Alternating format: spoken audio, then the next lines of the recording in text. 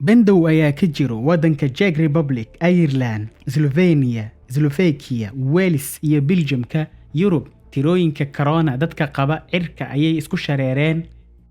dalka Jarmalkana 10,000 oo qof dad ka badan ayaa cudurka corona dartiis u dhimatay.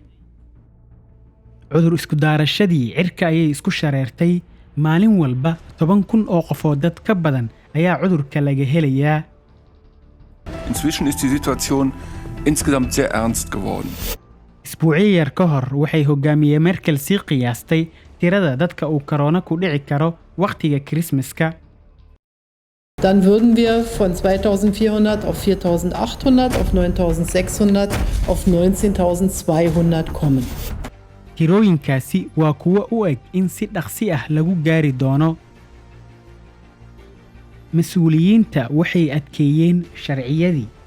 waxay soo saareen go'aamo iyo talaabooyin adag oo ku aadan xafladaha iyo dhacdooyinka gaarka ah. waxay waajibiyeen in meelo badan lagu qaato maaskada. waxayna badiyeen kontaroolkii lagu hayay arrimahaas oo kontaroolka waxaa ka qayb qaadanaya xataa booliiskii.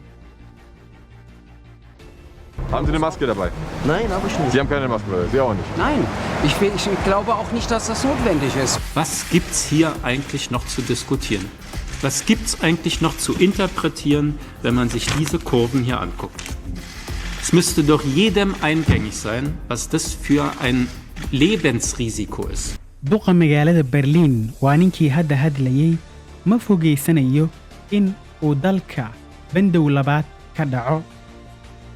dad badan fasaxii deyrta ay geli lahaayeen waa la kansalay, waa la joojiyey, waana la hakiyey. dadka hoteelada iyo maqaayadaha iska leh xaalad adag ayay galeen.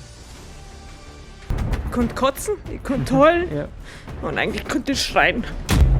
balse sidaas ayadoo ay tahay dad badan ayaa tareemada isla raacayo, garoomada ciyaaraha joogo, kilaabyadana ayagoo maaska la'aan ah wada fadhiyo.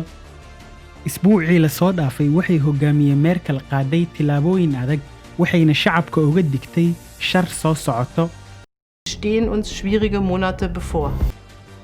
maalintii Sabtida ahaydna waxay shacabka u dirtay baaq kale oo cusub. Kontakte reduzieren. Viel weniger Menschen treffen. Wenn wir uns alle daran halten, werden wir alle zusammen die gewaltige Herausforderung durch dieses Virus auch bestehen.